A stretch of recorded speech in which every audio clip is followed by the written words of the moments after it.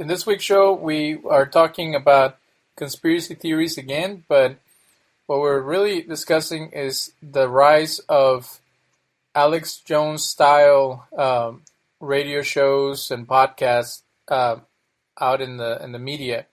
And the reason that we started our show, The Mystic and the Skeptic, is because we wanted to debunk some of these conspiracy theories as well as educate people and inform them of rational ways of dealing with reality, with information, and really getting people to expand their horizons and not get caught up in the sound bites.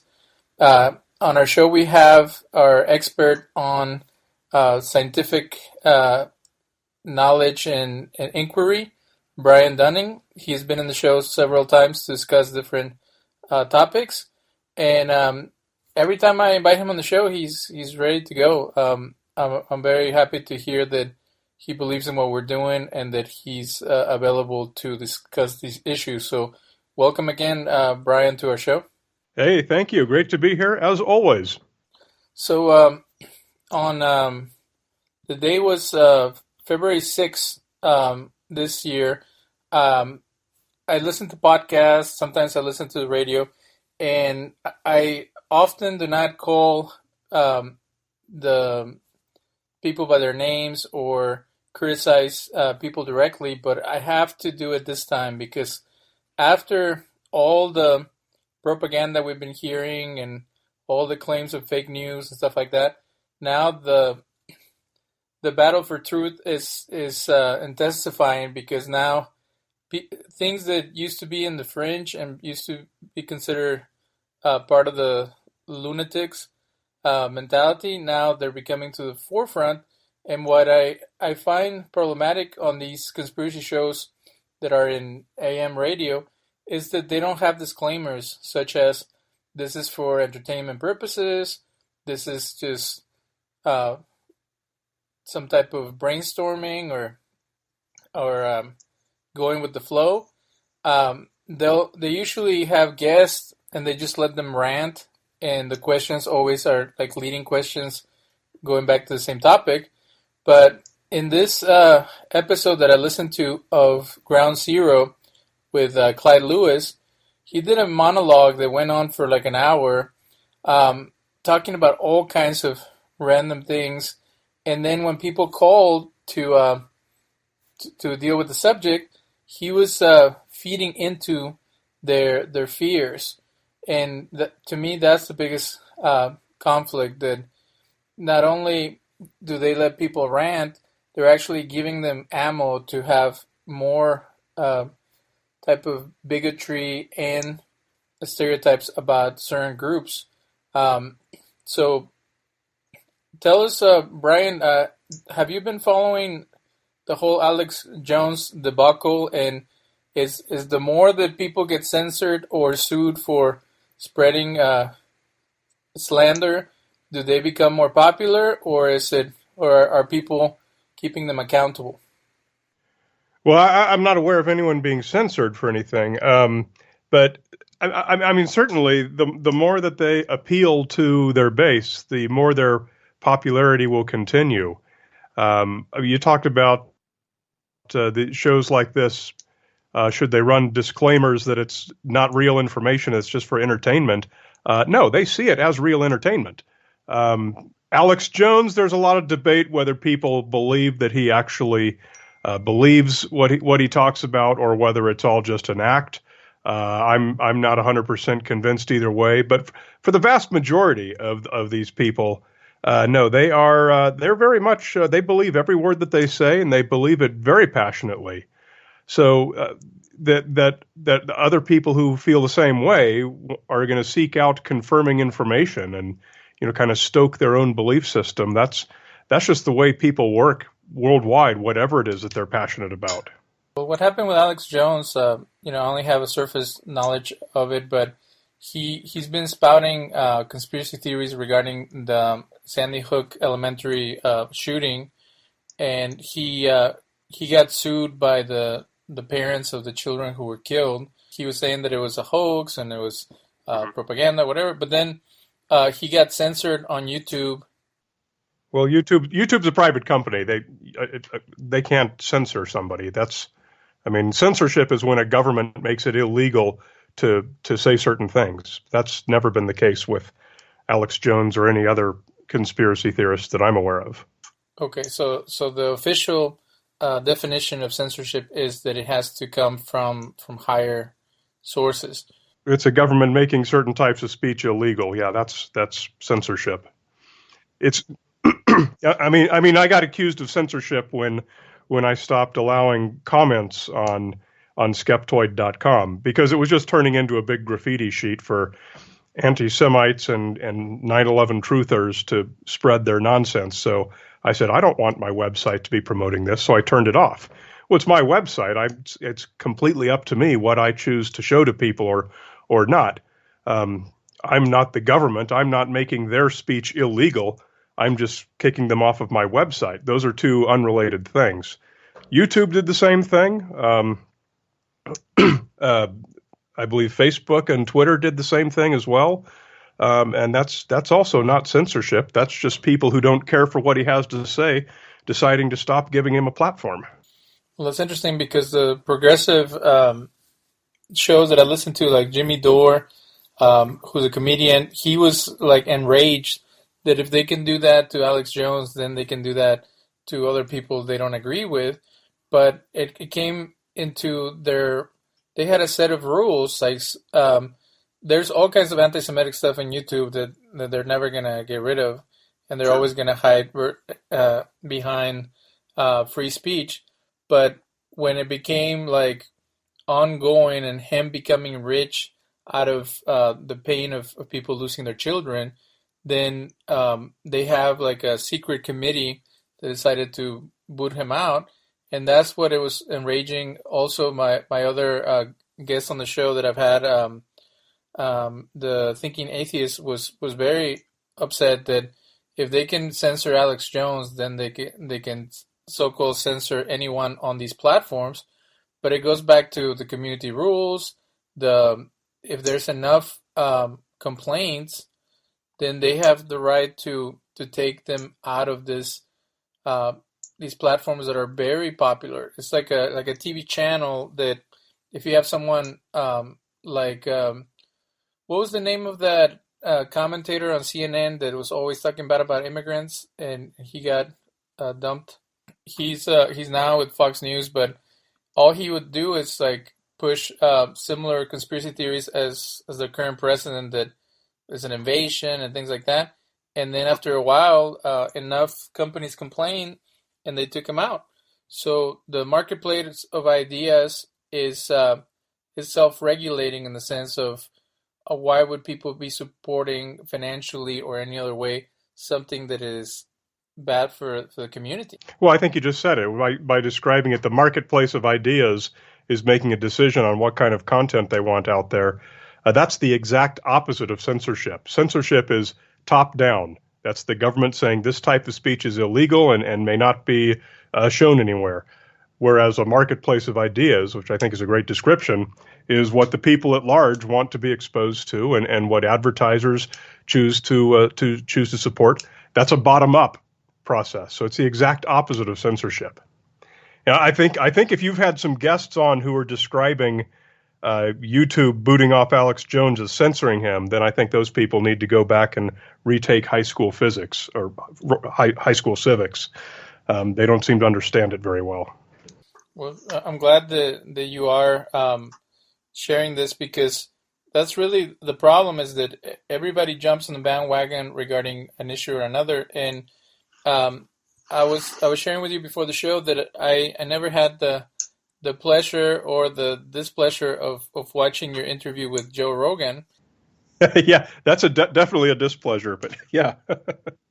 Well, the reason I bring it up, even though it's a ludicrous conspiracy theory that he was purporting at the time, or even still believes in, the whole going to the moon hoax, is that a lot of these individuals, they claim that they have a truth that no one else does, and that they are fighting misinformation. And in reality, they're the ones spreading misinformation, and confusing people with silly conspiracies that detract from the real issues that we're struggling with in this world. So, what? Why did you decide to go into his platform and try to defend your position against what he was saying? So, I mean, yeah, a long time ago, and it had been probably, I don't know, 5 or 6 years before I was on his show, I did an episode of my podcast, Skeptoid, that was like the top 10 anti-science celebrities who promote harmful pseudoscience, something to that effect. And Joe Rogan was on the list. And the reason I had him on the list was because at that time, and this had been a number of years ago, he was a fairly tireless promoter of quite a few different conspiracy theories. JFK, 9/11, the moon hoax, I mean, you name it, it went on and on. He promoted a lot of conspiracy theories. Now, over those intervening years, the way he describes it is he had changed his mind on quite a few of those, and which I think is fantastic and something to be commendable. So we have a lot of the same listeners, Rogan and I.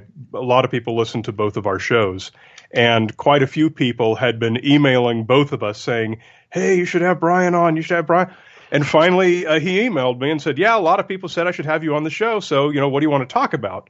And I said, "Well, I think the reason that probably had this is because all these years ago, I did this episode where I called you one of the most harmful celebrities promoting pseudoscience, and I think it'd be good to talk about that, go through those points, see if they're not true anymore, and I'll update the episode if necessary." And he thought that sounded like a pretty good idea. And so I went on, and unfortunately, as you saw, it just went from bad to worse. It was 3 hours of bickering and circular, repetitive. It was pretty grim, and it was not at all friendly. Although he was very friendly to me personally when I was there, and although they did release the 3 hour version. They also released a 24-minute edit of it, which has, last I checked, it had more than 10 times as many views, millions of views. And that 24-minute edit was very deceptively edited from the beginning to end, trying to make me sound like a complete idiot and like a complete jerk. And I think they did that just because they were upset that I went on specifically to challenge him. So, I mean, everything about that was just wrong, and I wish we could have done it again. I probably wouldn't do it again, but I was really sad because he's got such a huge audience that it had a lot of potential to do a lot of good, because all of his listeners are not conspiracy theorists, but pretty much all the conspiracy theorists out there listen to his show. And it would have been a great opportunity to reach them. And instead, he pretty much he denied a lot of the things that he'd said in the past, which simply was untrue. And he started it off with basically a 20-minute presentation to me on why Building 7 does look like a controlled demolition. In my mind, that's not trying to illuminate the listeners who are conspiracy theorists. That's making a bad situation worse. And so it was a really unfortunate show. I wish we had the chance to do it again, get off on the right foot. I don't even know if that's possible anymore. I don't think so. Certainly it's not as long as they've got that deceptively edited version up on YouTube. In fact, that incident, that deceptively edited version, was a large part of the inspiration behind the documentary film that my nonprofit Skeptoid Media that we're executive producing right now. We're actually in our last week of filming interviews. We're going around 3 countries, I think, and interviewing scientists who have been on these TV shows and been deceptively edited or misquoted or edited out of context, by TV producers trying to make a something like Ancient Aliens, something that's about very bad science. And it harms the reputation of the shows. It harms the reputation of the scientists. And it's a terrifying documentary that we're making. And, at least I have Rogan to thank for that, for giving me the motivation to get off my butt and do something about this practice of deceptive editing, because it's pretty harmful to the public intellect. And I think I just gave you a really, really long answer to a short question. Well, it's related to what we're talking about, because you mentioned earlier that people who do this actually believe what they're saying, and the more that I'm looking into the political reasons behind the current administration, our show goes out internationally as well, and I won't call the person by his name, but the reason, it turns out that he doesn't really believe half of the stuff that he's saying, that is very destructive and detrimental and bigoted about certain groups of people. It's all for political points and looking good in front of his base. So I see someone like Joe Rogan or some of these other commentators or hosts as kind of, it's like, didn't they say that Barnum and Bailey, the original founder of the circus, like he would do or say anything to get people in the door? Yeah, P.T. Barnum. Yeah, and I understand what you're saying, that there are going to be some of these hosts, other personalities who are, deliberately trying to appeal to a certain crowd, and they're, saying whatever they know that crowd wants to hear. But I've been doing this for a long time, and my experience is that those people are in the minority.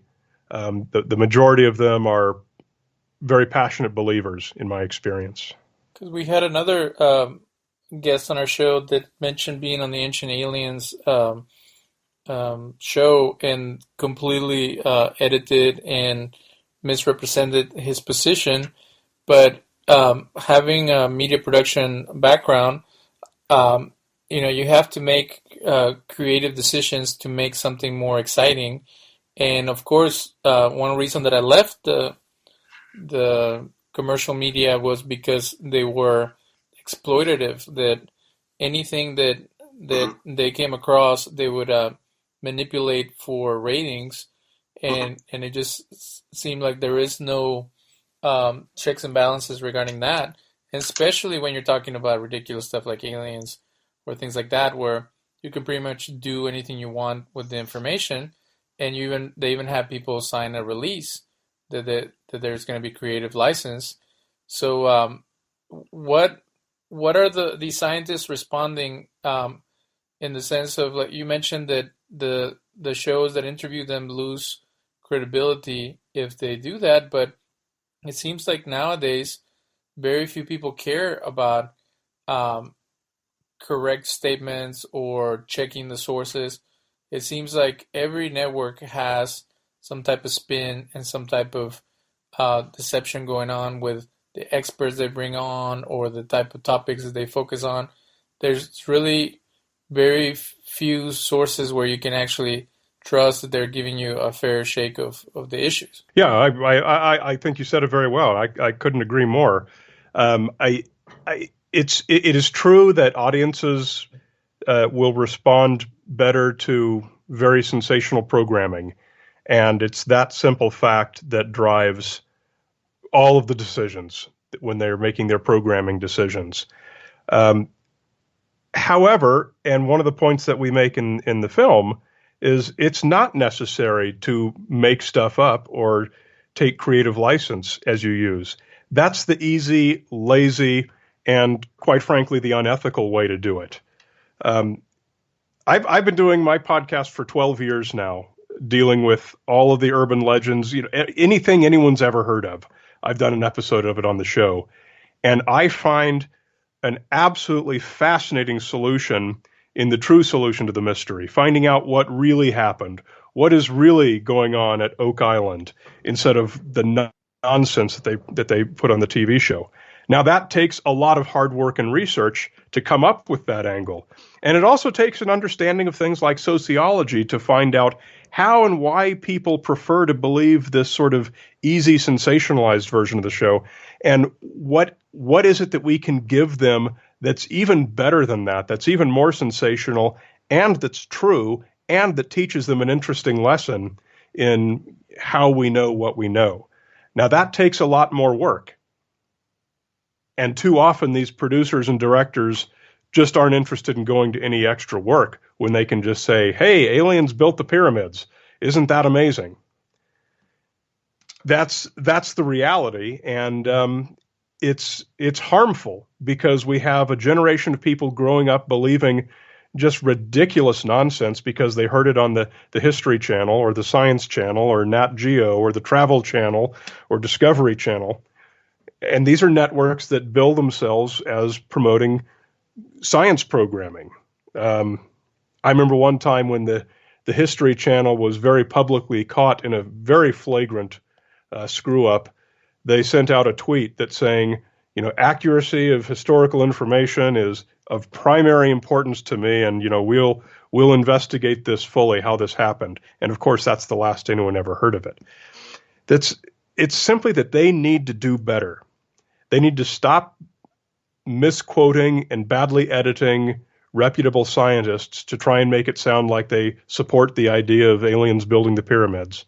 And they just simply need to sit down and do some work.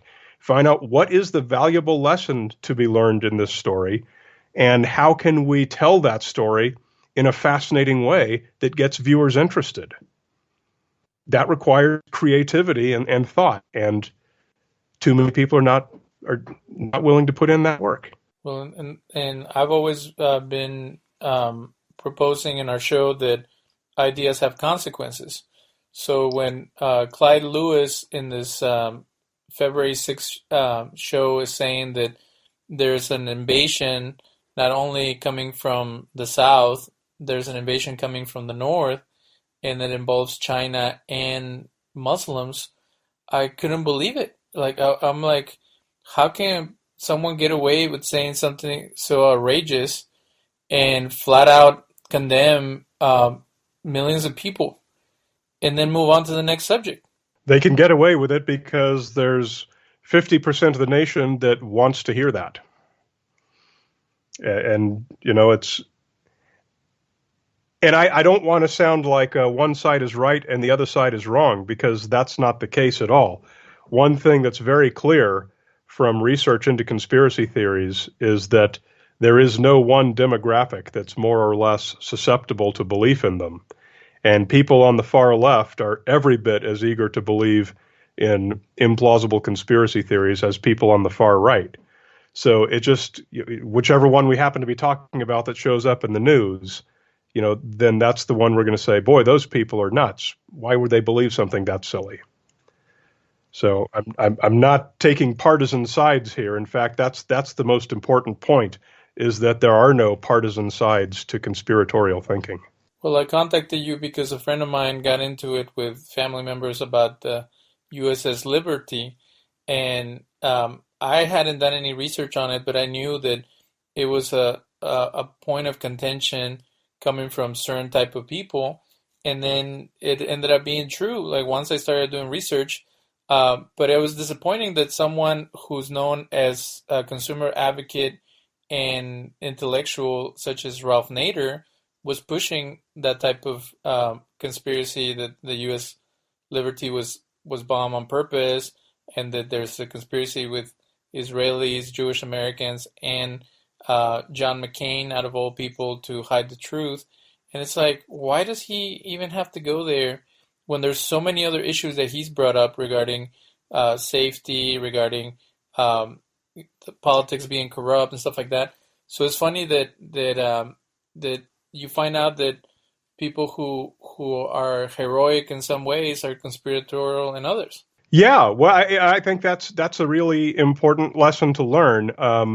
And something that I've said from time to time is that we are all conspiracy theorists, because there is something that I believe, there is something that you believe, that someone who's the polar opposite of us is going to say that's not true, and they thoroughly believe that it's not true, and they may be right.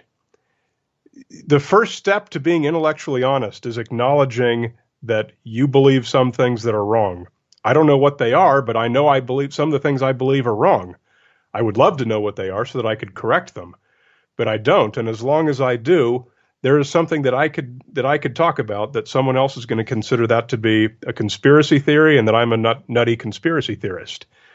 So I think it's essential that everyone first acknowledge that fact before you can have an honest conversation about conspiratorial thinking. You mentioned belief, and I pride myself, just as you, as having a skeptic aspect to our minds. And then, I was thinking that before I called you regarding, people usually say, oh, well, religion is a matter of faith and science is a matter of fact or whatever.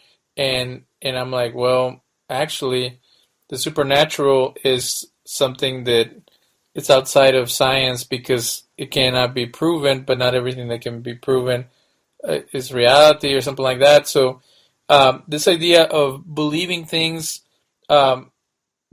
human beings believe things because it touches their heart or their soul. But in a modern world, belief is not enough. Like, we need to challenge ourselves to find out the facts, and the quest for truth has always been within the human desire to grow. So when you mentioned belief, it was strange coming from you because isn't the whole point of being a skeptic that you don't accept something until you look at the sources and try to discern the truth behind it? Okay, I mean, yes, but also I haven't gone to seek out peer-reviewed literature to see if there's actually 10 books over on my shelf over there. I look and I see there's 10 books, and I believe that there's 10 books. I might be wrong because there might be an 11th one hidden behind them. I mean, there's a certain amount of things in your daily life that you have to just accept. You wouldn't be able to get through your day if you had to sit and double check every single thing. If I'm walking down the sidewalk, do I have to worry that the next square in the cement is a hologram and I'm going to fall through it? No, that's silly. So there's plenty of things that we just have to accept on faith in order to get through your day. I mean, there's the philosophy of skepticism, and then there's the practicality of living a life as a person in the world, and they're not always compatible. So when do people fall off the deep end? Like, we talked about in the past about how education is a component of it, or lack of exposure to different ideas. But how, like, is it some type of mania or some type of like mental illness to start creating a world full of conspiracies, or is it just based on deep held beliefs that you're looking, like you mentioned earlier, for information that is going to validate the conclusion you already made? Well, there is certainly a point at which a conspiracy theory becomes a treatable medical condition, and I should point out that I am not a trained psychiatrist or psychologist, and I'm speaking from the perspective of general science knowledge as a science writer, not from professional medical advice. But generally, what you will hear from psychiatric professionals is the point at which any type of behavior, whether it's a behavior, a belief, an activity, when it becomes something that is diagnosable and treatable, is when that person stops being able to integrate it with a normal, healthy life. Like, if I am a 9/11 truther to the point that I drive all my friends away, I drive my wife away, I get fired from my job, that's a point where I now have a diagnosable condition, and I should probably be in some kind of a treatment. Now, that's not the case with most conspiracy theorists. You might be having a conversation with someone you've worked with for 5 years, and then suddenly discover that he believes that Queen Elizabeth is a reptilian alien. This is someone who has strange beliefs, but who is able to integrate that into a normal, healthy life. So that's not someone we would say has a psychiatric condition. And I think that that's something that you and we both fit into that same category with that same person. He is wrong that Queen Elizabeth is not a reptilian alien, but I also said before that there's things you and I both believe to be true that are wrong. We don't know what they are, but they're something. Okay, well, let's look at the topic. The show was called The Garden Plot, Beating Black Helicopter Blues. And if you and I saw some military-grade helicopters flying in our city, would we start tying loose ends and creating a huge conspiracy? Or would we just say, oh, well, the military is doing some exercise in downtown Houston or LA or whatever? In this show, he started going off on like that. They saw that, and then they started talking about martial law, and then they started talking about people starting a race war, and the government and FEMA putting people in camps, and it just went on and on and on about all these different ideas and putting them all together. Isn't that where it's kind of loony to assume all these things just based on one event that you witness? Okay, well, when you say loony, are you talking about the same thing I was just talking about? Well, you're saying that we all have, crazy ideas, or we all believe things that cannot be proven. But when someone makes these theories or these assumptions based on one thing they saw, isn't that like where it goes off the deep end, where you start connecting all kinds of things, and it is some type of paranoia? It like I say, it depends. It depends on the degree to which this person is affected by it. You can be completely delusional to the point that you need psychiatric treatment over a fact that's perfectly true. Like the example I just made up a minute ago about there being 10 books on my shelf. Let's say I went into work the next day and grabbed everyone I saw and said, 10 books! There are 10 books on my shelf! And I just went rabid about it, and I ended up getting fired and lost my wife, lost my house, because I was so obsessed with the 10 books. It's perfectly true that there's 10 books on the shelf.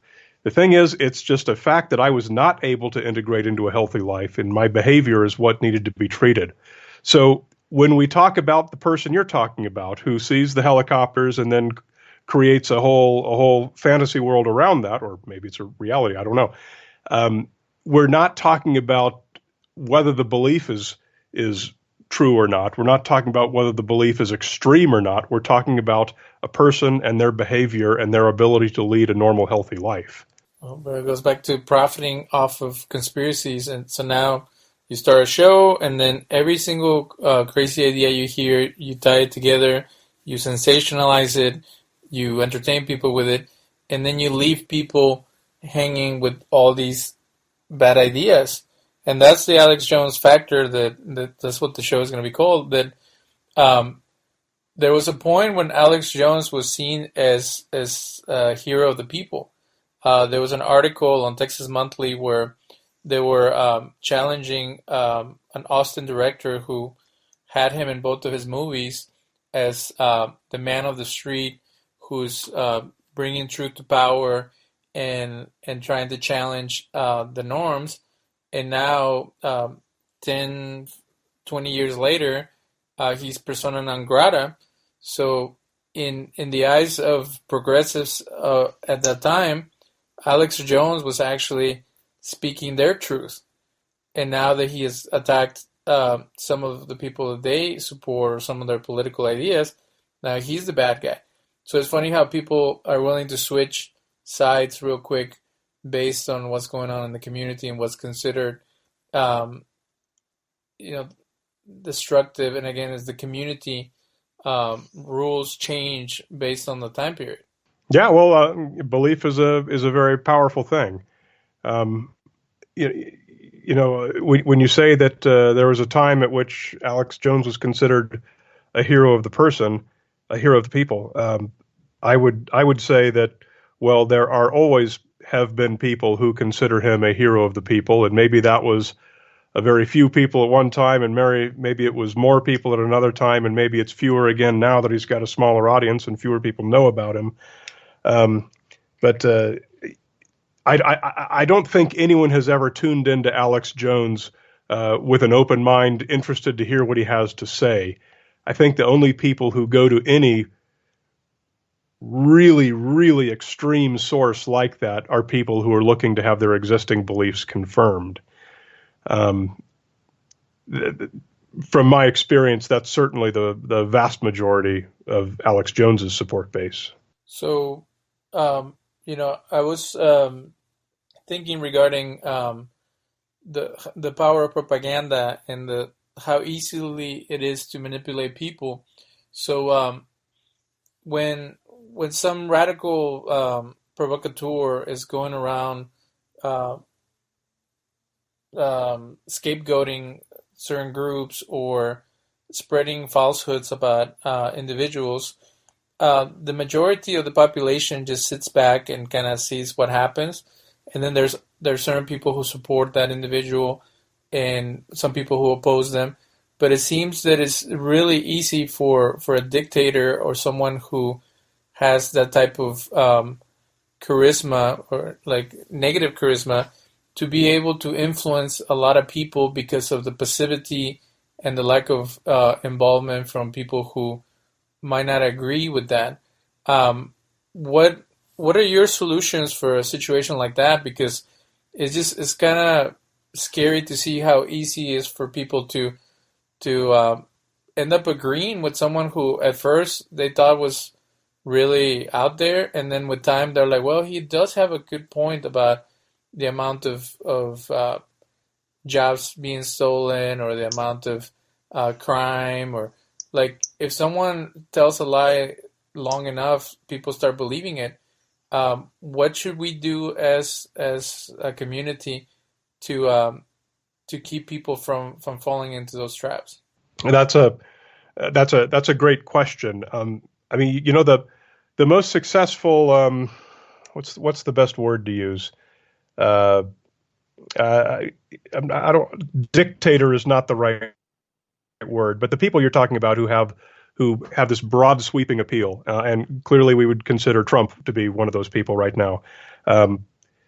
The most successful of those people are not ones who go out and make sense and change people's minds and offer interesting ideas and sway people to their point of view. The most successful are the ones who appeal to a pre-existing belief, a pre-existing current in society. It's been observed many times that Trump is not the cause of America's problems. He's the symptom of problems that pre-existed. There's been this rising global wave of populism, has been rising 15, 20 years worldwide now. And really only in the last few years has it really taken off, with some very severely dictatorial personalities being elected in quite a few countries. And Brazil just elected who they're calling Tropical Trump, who's apparently far, far worse. So these people who are rising to power now are not changing anyone's mind or swaying them over to the benefits of populism. They're appealing to existing populist ideals that are just running through society as undercurrents. How do you get that to stop? That's a much more complex problem and a much larger problem than why do we have such extremes in the political system these days. We have to look at why do we have those extremes? What were these undercurrents in society, and how can we guide people away from these extreme perspectives? I wish I had the magical answer to that, but I don't. Well, you mentioned that's a term populist that I don't think about much, but the definition of populist online is a person, especially a politician, who strives to appeal to ordinary people who feel that their concerns are disregarded by established elite groups. And it's funny that the Republican Party is really good at portraying the Democrats as elite when they themselves are elite, and they usually, just like the Democrats, are bought and paid for by corporations and financial interests.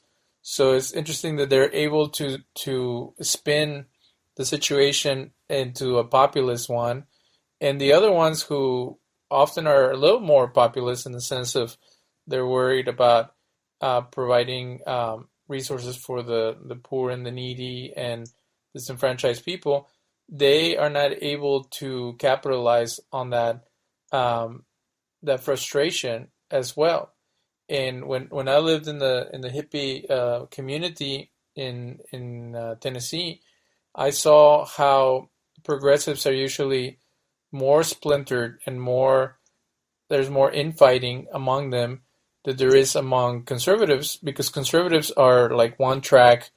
Everybody agrees that traditional norms are the way to go, and that's it. And with progressives, you have multiple ideas and approaches and ways to deal with problems, where it really feels that the Democrats are going to lose again because they're oversaturating this nation with candidates with different approaches, when the Republicans have one way to deal with things.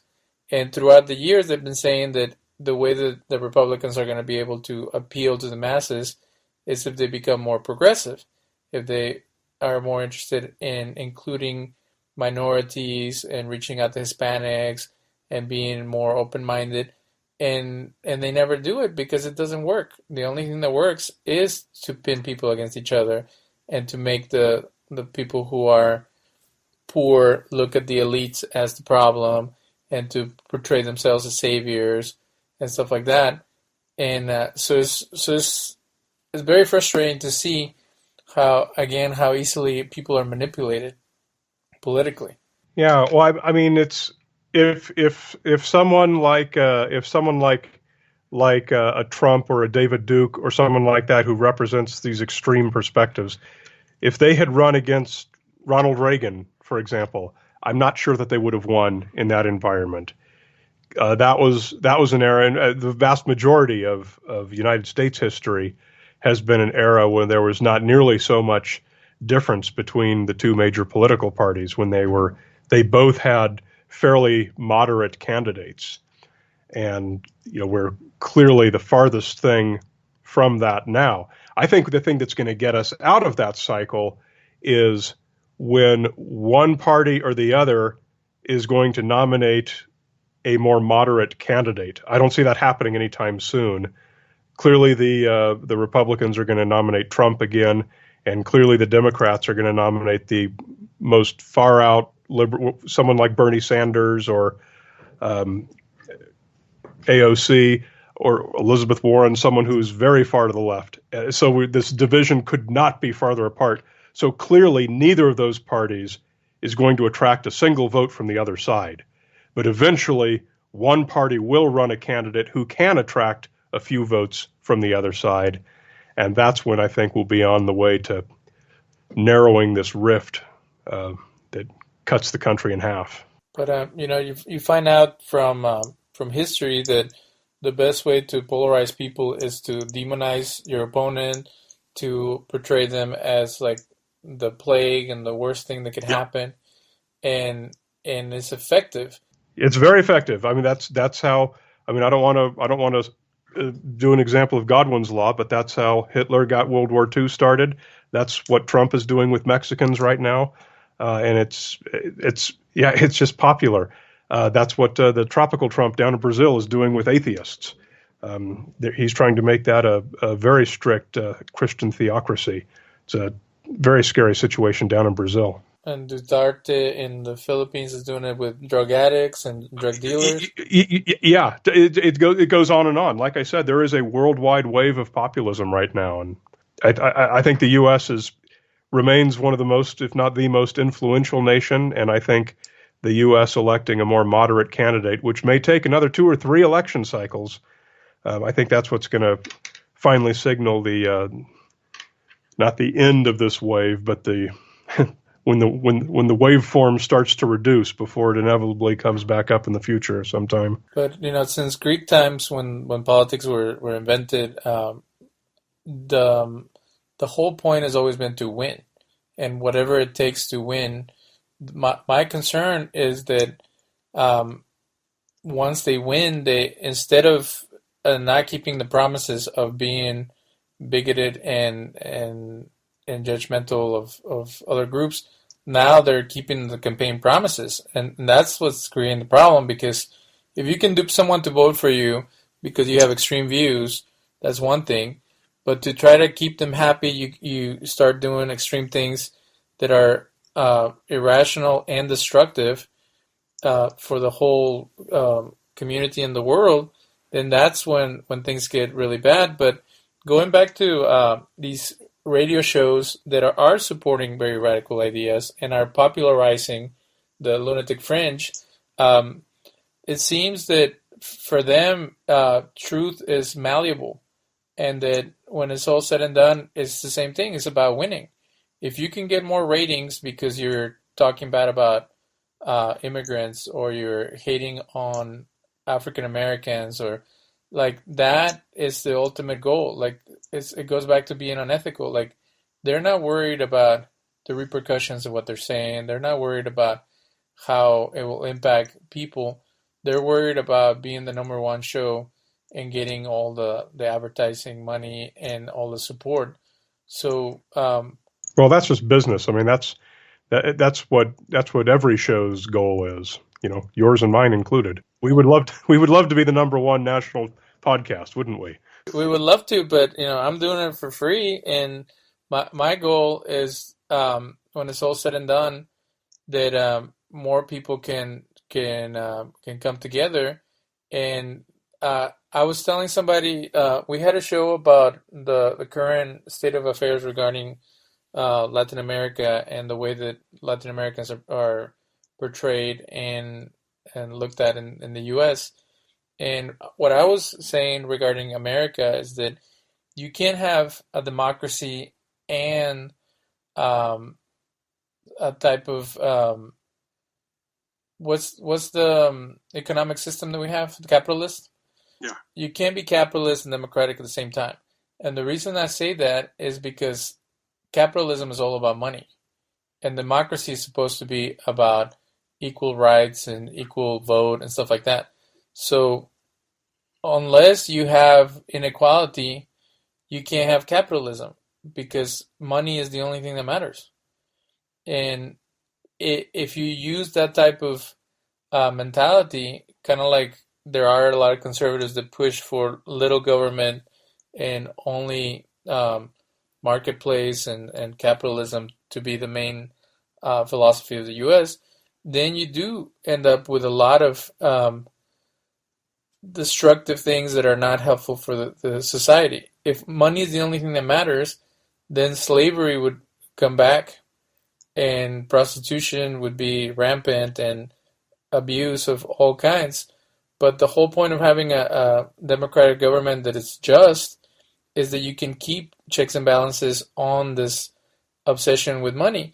So how is it that nowadays these programs can be focused on money and be willing to throw anybody under the bus to get ratings, and that they're not being checked and held accountable by the government? Like, I know we were talking about censorship when we started, but shouldn't there be some guidelines? Like, you cannot spread hatred and be like, I know that there's different degrees, but it seems like free speech has gone amok, where people can pretty much like, I feel that Trump has validated a lot of these racist and misogynistic ideas, and now it's just part of the culture, and it's going to be hard to go back to some type of what he did. He gave license to undercurrents of racism, sexism, et cetera, that were pre-existing in culture. People who had been suppressing it due to what they see as the oppressive political correctness of the left during the Obama years, that had all just kind of boiled to the surface. And Trump clearly gives license to free expression of ideas that are very counter to what the progressives would be in favor of. Clearly, I mean, the reason we have the First Amendment is not to protect friendly speech that doesn't bother anyone. That doesn't need a constitutional amendment to protect it. The reason we have the First Amendment is to protect speech specifically that there are people going to be screaming about, saying that should be illegal. That's why we need a constitutional amendment to protect it. If there weren't people screaming about it, saying that kind of talk should be illegal, then we would have no need for the First Amendment. That's why these shows that we're talking about have the freedom of speech to say anything they want. And that's why it would be silly for me to say it should be illegal for them to edit me badly and make it look like I think ancient aliens built the pyramids. I'm being silly if I say that. Right, but I'm the first one to criticize the progressives regarding political correctness because they put themselves in a box. Like now there's fear to say anything that is offensive, and then it becomes like the thought police. But on the other hand, there's an extremist, like, it's like the difference between liberty and being a libertine. Like, I love the freedom that we have in America, and part of my challenge to Latin America is that there is no freedom of speech in most Latin American countries. You'll get shot, you get thrown in jail. There'll be repercussions for talking against the government or the corrupt leaders or whatever. Much of the world. So free speech is wonderful, but there is speech that is problematic. And I don't know if you're familiar, and I remember in my ethics class in communication, they talked about it. I don't know what the resolution was, but this idea that Nazis want to march in a Jewish neighborhood, that's protected speech and this and that. And it's like, that's just cruel and hateful. And the people who were willing to let the Nazis do that, they didn't care about the Jews that were being re-traumatized by having those people march. So I know that there's limits to free speech, such as not yelling fire in a crowded space, but when does it become a problem for society? Like, when can people intervene and say, okay, that's enough? Like, spouting hatred is not going to be tolerated anymore. Well, when we decide to get rid of the First Amendment, is the simple answer to that question. If you're looking for a perfect solution, the problem with that is that everyone's idea of what the perfect solution should be is different, and it's specific to them. Look at what take a Klansman's idea of a perfect solution. That's going to be very different from what your idea of a perfect solution is. And so I think that the way we have it now, with the First Amendment protecting freedom of speech, simple as that, that's about as close as we can get to at least a fair system. But it's a system that's always going to be offensive to some people. The example you raise of, should the Nazis march through the Jewish neighborhood? I mean, that's a classic example, and that's the kind of thing that ethicists and legal analysts have always debated and will continue to debate, because obviously that's a very complicated question. And sometimes we have had cases where we put statutes in place that provide exceptions. And even doing that is always problematic. So, it's just a complicated solution. It's been observed many times that the United States is a fascinating experiment in the history of the world, and we still don't know how it's going to turn out.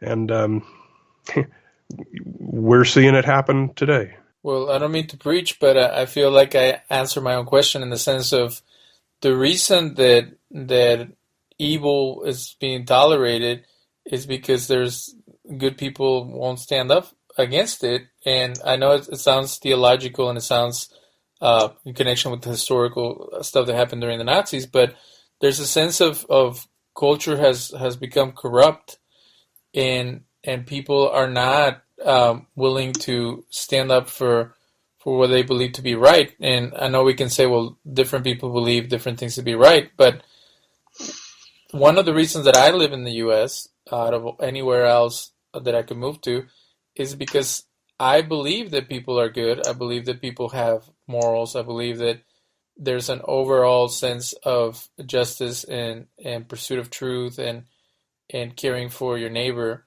that might not be available in other places, and there's a rule of law. So with those ideals, that I feel that we're failing at upholding those ideals, and we're failing at teaching the next generation to have the ability to discern, correct information from falsehood, as well as teaching them to be respectful of others and to give people benefit of the doubt and to think the best of their neighbors. Those are the is that part of civics, or is that part of morality that we should be encouraging in our communities? Wow, it's a it. I'm not even sure I know how to answer that. Because if we're just going to be scientific, then we go back to Freud and Darwin, where it's just the law of the fittest, and if their truth is their truth and our truth is our truth, and we might be able to philosophize things, but when it's all said and done, whoever's in power calls the shots, and everybody else is just surviving. Well, when you're asking how do we raise people that won't be susceptible to these kind of issues? I mean, is that what you're asking? I don't think necessarily. I don't think you can, first of all, and I'm not sure that I think you should even try. I think what you're asking is, how can we breed people who are not susceptible to the follies of being a human being? I think too much of what we've talked about is human nature that's always existed and will always exist. And I think that's why we see different systems in different countries. Like you talk about other countries in the world where, journalists are thrown in prison, and journalists are executed in some cases. And here in the United States, that doesn't happen, but instead we have race wars because everyone is out there being allowed to say whatever they want. So we've got two kind of different extremes. The reason those extremes exist is because we have exactly the same type of human beings in both places playing under two different sets of rules. I just don't think you can change human nature. I think you can try and change rules that everyone has to play by, but I don't think you can or even should try to change human nature. But is there a way to discern, positive attitudes and values that help society, or is it just all up for grabs? Because the point of my little sermon was there's certain values that this country is founded upon, and they have been reworked to make them more accessible to everyone, and to things change with time. So all men are created equal. It meant, like with the Greeks, it was all rich men of a certain type of background, right. And then now everybody can claim it for themselves, but that wasn't the original intent. So where are we at in that? Are we living up to those standards in this country, or are we deteriorating to the point of none of those things matter? It's all money-based and influence-based. Because I feel like, I ran away from Mexico because it was corrupt, because the media was in bed with the government, because you couldn't, there was no mobility or no ability to be successful because it was monopoly from the rich people and their system.